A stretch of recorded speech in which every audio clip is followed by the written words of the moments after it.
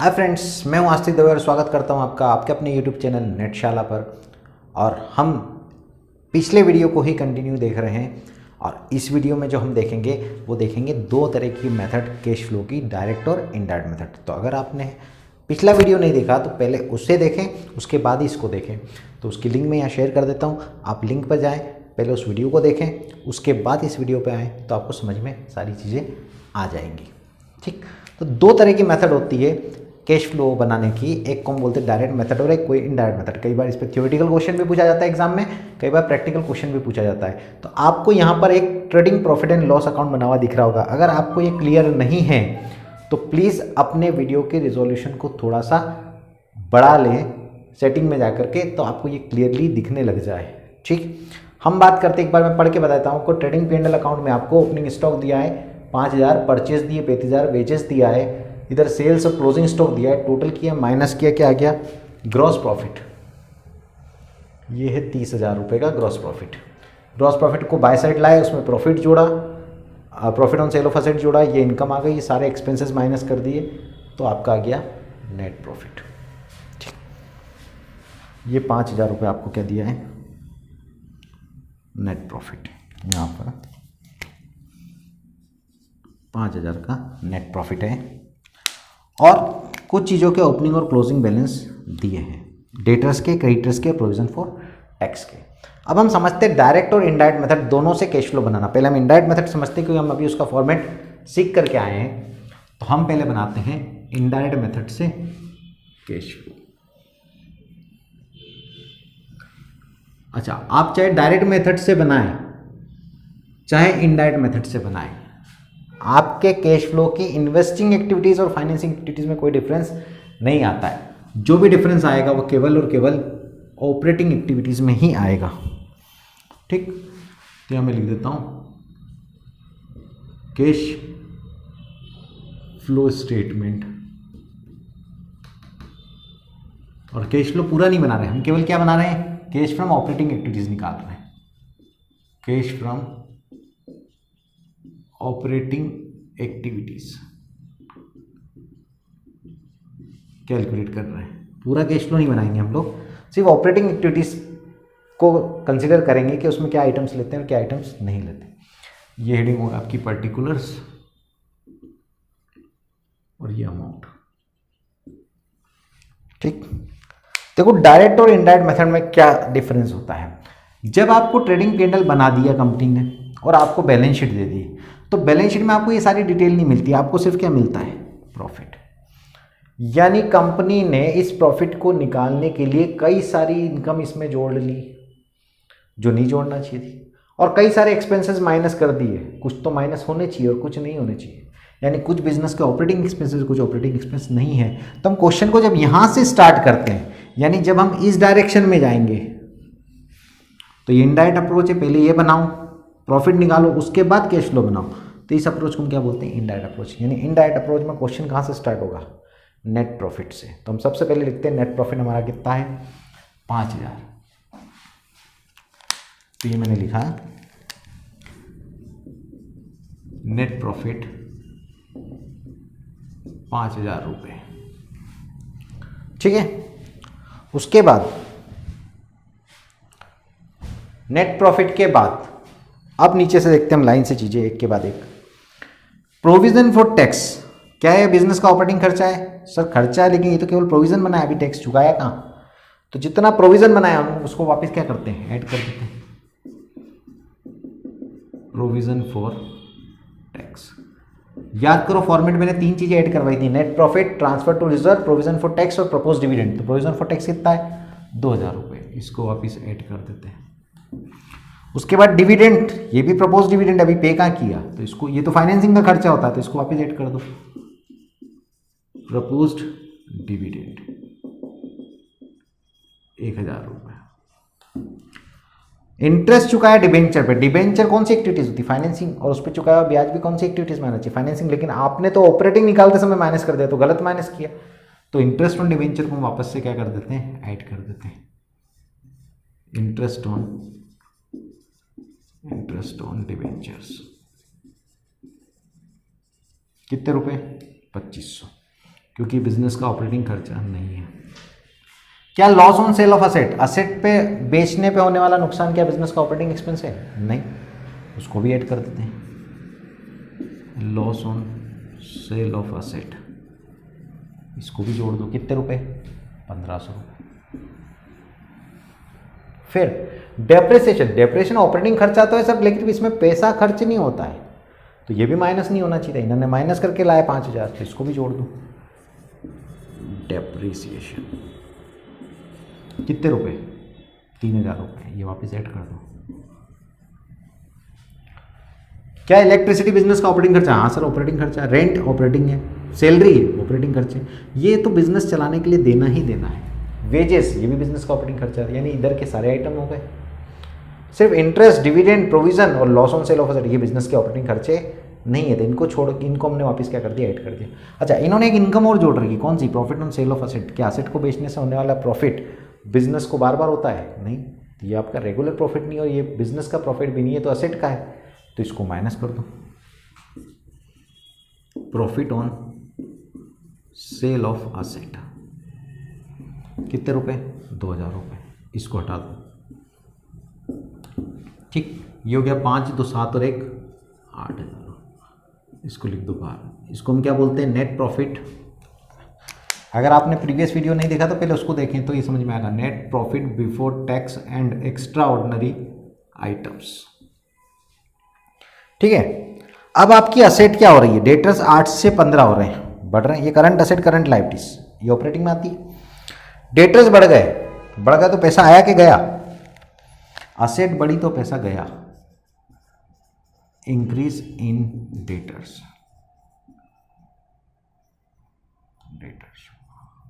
Asset बढ़ गई कितने रुपए से? 7000 से। असेट बढ़ी तो खरीदी, खरीदी तो पैसा गया। क्रेडिटर्स, क्रेडिटर्स भी बढ़ गए, लायबिलिटीज बढ़ गई। इंक्रीज इन क्रेडिटर्स, लायबिलिटीज बढ़ी तो पैसा आया। 6000 8000, 2000 रुपये प्लस होंगे। ठीक है ना, लायबिलिटीज बढ़ गई, मतलब पहले किसी को 6000 चुकाने थे, आज 8000 चुकाने, तो हमने 2000 रुपये उससे ले लिए होंगे। प्रोविजन फॉर टैक्स का एक अकाउंट बना लेते हैं छोटा सा, और ये हर बार बनाना ही रहेगा। तो ये मैंने एक छोटा सा अकाउंट बनाया,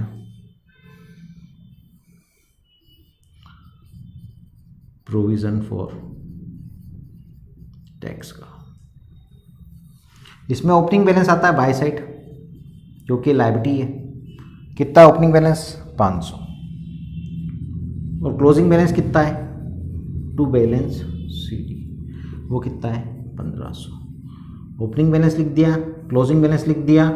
अब ध्यान दो, आपने जब प्रोविजन बनाया, देखो कितने का प्रोविजन बना रखा है। P&L में लिखा है टू प्रोविजन फॉर टैक्स, कितने रुपए? 2000। तो प्रोविजन फॉर टैक्स में क्या लिखते हैं? Bye P&L। ये तो लेजर का रूल है, एक साइड, एक में टू साइड, दूसरे में बाय साइड। यानी पिछले साल के 500 देने थे और इस साल के 2000, टोटल कितने देने थे? 2500 रुपये। 2500 में से भी कितने देना बाकी है? 1500। मतलब आपने पे कितना करा होगा? 1000 रुपये आपने पे करा होगा। ये आ गया balancing figure to cash, balancing figure, यानी ये आपने टैक्स चुका दिया होगा। ये क्या करा होगा? टैक्स पे कर दिया होगा। कितने रुपए? फिर से देखो, ओपनिंग 500, इस साल के 2000, टोटल कितने देने थे? 2500। 2500 में से 1500 बाकी है, तो आपने 1000 चुका दिए होंगे। और इसको हम का माइनस करते हैं सबसे लास्ट ऑपरेटिंग में, payment of tax. Payment of tax कितने रुपए? 1000 रुपये। ठीक सर, डेटर्स का भी लिख दिया, क्रेडिटर्स का भी लिख दिया, प्रोविजन फॉर टैक्स का भी लिख दिया। एक चीज लिखना भूल गए, क्या? आपका ओपनिंग स्टॉक कितना था? 5, और क्लोजिंग कितना हो गया? 10। ये भी तो डिफरेंस है, ये भी करंट एसेट है। स्टॉक, डेटर्स, कैश सब क्या होते हैं? Current asset. तो 5000 से 10000, तो स्टॉक भी लिखना पड़ेगा यहाँ पे हमको। तो यहाँ मैं लिख देता हूँ इंक्रीज इन स्टॉक, ये ऊपर आना चाहिए वैसे, इंक्रीज इन स्टॉक। कितने रुपए? ये कहाँ से आ रहा है? 5 से 10। स्टॉक, असेट बढ़ी, पैसा गया। अब हम टोटल लगा देते हैं, तो ये क्या आ जाएगा आपका? Cash from operating activities. कौन सी मेथड है ये? सर ये इनडायरेक्ट मेथड है। कौन सी मेथड है ये? कैश फ्लो स्टेटमेंट कौन सी मेथड है? इनडायरेक्ट मेथड, क्योंकि हम कहाँ से स्टार्ट कर रहे हैं? हम सर नेट प्रॉफिट से स्टार्ट कर रहे हैं। और नेट प्रॉफिट कब आ रहा है? सारे एडजस्टमेंट करने के बाद। तो ये नेट प्रॉफिट गलत है, तो इसको हमने जो जो माइनस करा था वापस जोड़ा, जो जो जोड़ा था वो वापस माइनस किया और सही हमने कैलकुलेट कर दिया। टोटल कर लेते जरा, कितना आ रहा है देखो। 8000 प्लस 2500 प्लस 1500 प्लस 3000 माइनस 7 और 2 9000 प्लस 2000 माइनस 5 और 1 6000, यार आपका 2000 रुपये कैश फ्रॉम ऑपरेटिंग एक्टिविटीज़। अब ये तो हमने सीख ली कौन सी मेथड? Indirect method. कहाँ से स्टार्ट करते हैं? यहाँ से, और जो गलत चीज़ें माइनस है वो जोड़ो, जो गलत चीज़ें जुड़ी हुई है वो माइनस करो और कैलकुलेशन करो। अब डायरेक्ट मेथड में क्या डिफरेंस आता है? बोले अगर हम ये बनाते ही नहीं, केवल ऑपरेटिंग खर्चे ही माइनस करते, ये नहीं करते, तो हमारा सही प्रॉफिट मालूम पड़ जाता, वही हमारा ऑपरेटिंग प्रॉफिट होता। तो डायरेक्ट मेथड में कैसे बनाएं?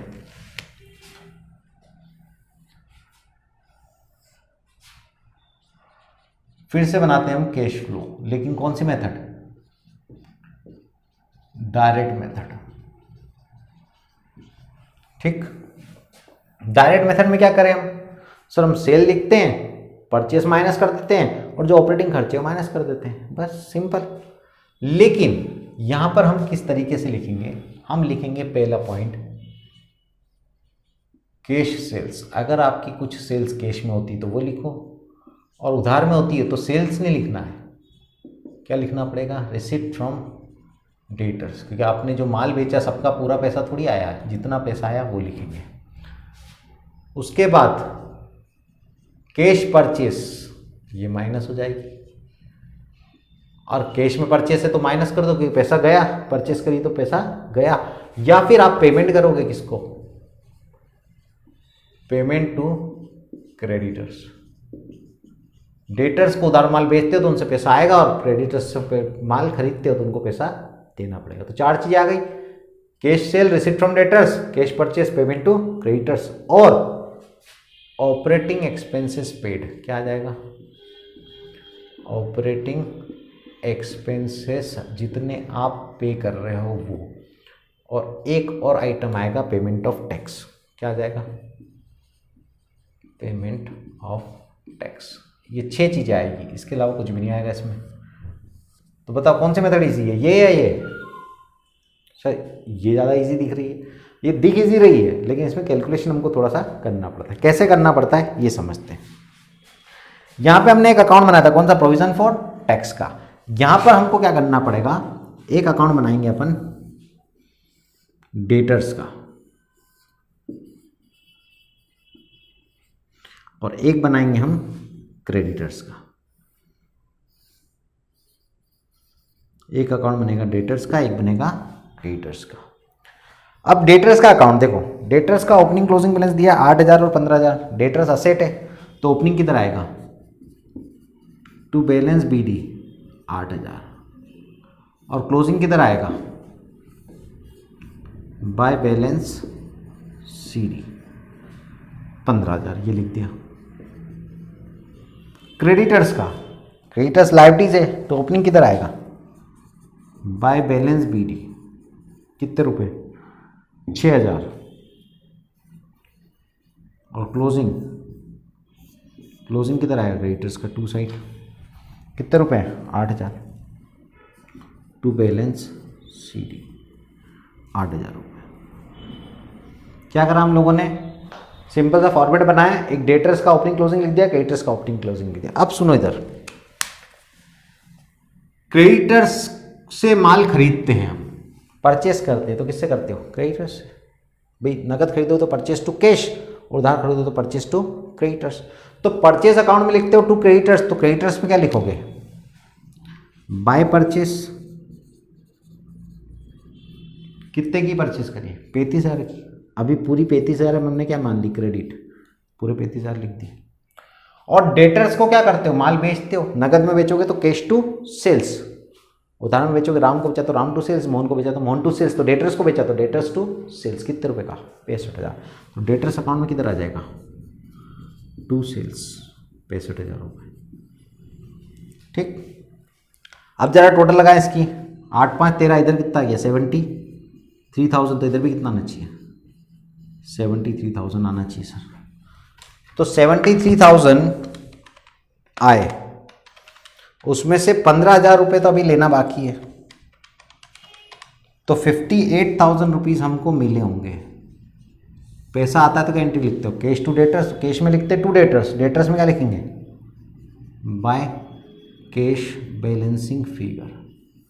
ओपनिंग जो माल बेचा उससे डेटर्स बढ़ गए और जितना पैसा है उससे कम हो गए तो बच गए डेटर्स।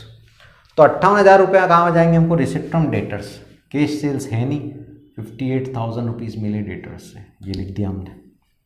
इसी प्रकार क्रेडिटर्स का निकाल लो, पिछले साल कितने देने बाकी थे 6,000 पुराने बाकी थे, 35,000 रुपये का माल और खरीद लिया, टोटल कितने हो गए सिर्फ 41,000 रुपीज़ हो गए।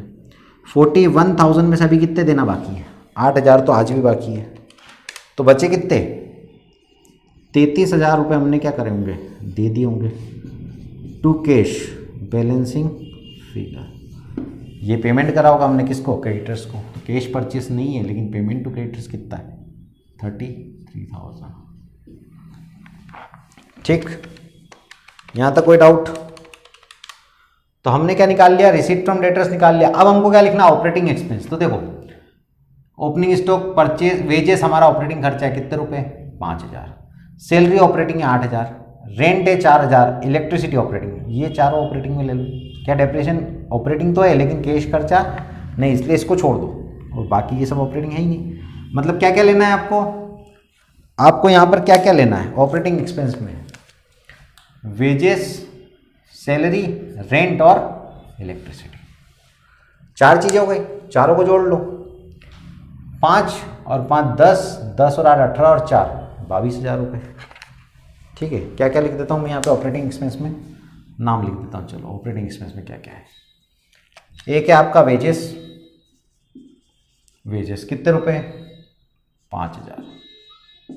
वेजेस के बाद क्या है सैलरी, सैलरी के 8,000। सैलरी के बाद क्या है रेंट, रेंट के कितने 4,000। और रेंट के बाद क्या है इलेक्ट्रिसिटी, इलेक्ट्रिसिटी के 5,000। ठीक, तो 5 के बाद 10 और 8 18 और 4 22,000 रुपये। 22,000 रुपये आपने और दे दिए। और आपने क्या चुकाया, टैक्स चुकाया, पेमेंट ऑफ टैक्स। अब है ना यहाँ पर प्रोविजन से कोई मतलब ही नहीं कितना बनाया, आपने चुकाया कितना था 1,000, तो 1,000 आपने क्या के दे दिए टैक्स के। ठीक है, अब टोटल लगा लेते हैं। सर 58,000 रुपीज़ डेटर से मिले, उसमें से 33,000 हमने क्रेडिटर्स को दे दिए, उसमें से 22,000 रुपये खर्चे चुका दिए और 1,000 रुपये का टैक्स चुका दिया, बचा कितना 2,000 रुपये। ये 2,000 क्या गया, इसको क्या बोलेंगे कैश फ्रॉम ऑपरेटिंग एक्टिविटीज। तो फ्रेंड समझ में आया, दो एक्टिविटीज कौन कौन, दो तरीके से कैश फ्लो बना सकते हैं हम लोग। कौन कौन सी मेथड है, एक इनडायरेक्ट मेथड, एक डायरेक्ट मेथड। इनडायरेक्ट मेथड में हम यहाँ से स्टार्ट करते हैं, डायरेक्ट मेथड में हम यहाँ से स्टार्ट करते हैं। जब इधर से चलोगे ऊपर से नीचे की तरफ तो केवल ऑपरेटिंग खर्चे ही पढ़ो और उनको ही माइनस करो, नॉन ऑपरेटिंग को पढ़ना ही नहीं। और जब नीचे से चलोगे तो केवल नॉन ऑपरेटिंग को ही पढ़ो, क्योंकि गलत माइनस है तो इनको जोड़ो और जो गलत इनकम जुड़ी उनको माइनस करो, निकाल। तो दो मेथड हो गई हमारे पास, एक इनडायरेक्ट मेथड क्या होती है और डायरेक्ट मेथड क्या होती है। जब डायरेक्ट मेथड पे जाते हो तो आपको डेटर्स और क्रेडिटर्स के अकाउंट बनाने पड़ेंगे, क्योंकि हमको सेल और परचेस नहीं लिखना है, हमको डेटर से कितना पैसा मिला और क्रेडिटर्स को कितना पैसा दिया वो लिखना है। तो वो कहाँ से निकलता है, डेटर्स और क्रेडिटर्स के अकाउंट से। आई होप कि आपको पूरा कैश फ्लो स्टेटमेंट समझ में आया होगा। पूरे कैश फ्लो को मैंने 3 पार्ट में डिवाइड किया है। पहले पार्ट में मैंने बताया आपको कौन सी ऑपरेटिंग इनकम, कौन सी इन्वेस्टिंग, कौन सी फाइनेंसिंग। दूसरे में मैंने आपको पूरा कैश फ्लो का फॉर्मेट समझाया और तीसरे में मैंने आपको दोनों मेथड समझाए, इनडायरेक्ट मेथड और डायरेक्ट मेथड। ठीक है, तो आज के लिए इतना ही, फिर मिलेंगे हम आपके नेक्स्ट वीडियो में। तब तक के लिए हमारे बाकी वीडियोस देखते रहें। हमारा वीडियो पसंद आया है तो सब्सक्राइब करें हमारे चैनल को और बने रहें हमारे साथ।